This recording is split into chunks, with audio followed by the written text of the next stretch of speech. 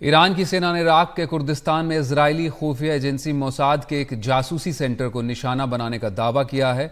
इस हमले में बैलिस्टिक मिसाइल्स का इस्तेमाल किया गया। ईरान की ओर से जारी बयान में यह भी कहा गया है कि सीरिया में इस्लामिक स्टेट के ठिकानों को भी निशाना बनाया गया है। ईरान की सेना ने इस हमले को अपने सैन्य अधिकारियों पर हमले का बदला बताया है। कुर्दिस्तान सरकार की सुरक्षा परिषद के मुताबिक हमलों में कम से कम 4 नागरिकों के मारे जाने की खबर है और 6 लोग घायल हुए हैं।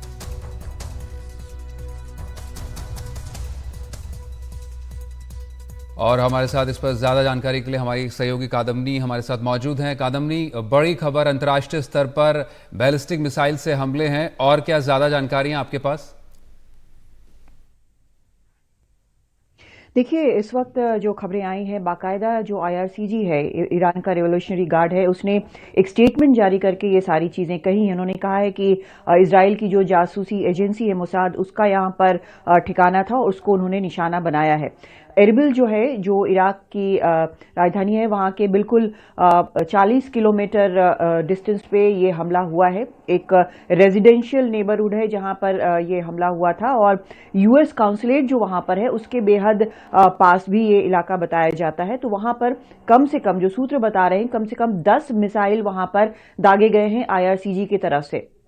4 लोगों की मौत हुई है। ये बताया जा रहा है कि जिनकी मौत हुई है वो बिजनेसमैन थे, वहां के मल्टी बिलियनियर बिजनेसमैन थे, उनके परिवार के लोगों की मौत हुई है। कुछ लोग घायल भी हैं।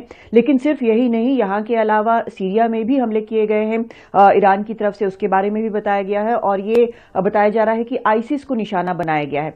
लेकिन इसके कारण क्या है? पहला, जो यहाँ पर मोसाद के ठिकाने के बारे में कहा गया है, तो हम जानते हैं कि जब से गाजा और इसराइल के बीच जो ये युद्ध शुरू हुआ है, हमास की बैकिंग जो है ईरान लगातार कर रहा है, और वो कह रहा है कि इसराइल को अपने हमले रोकने चाहिए, और जब तक नहीं रुकेंगे वो इसके खिलाफ रहेगा। और यही एक वजह है कि वहां पर हमले हुए हैं।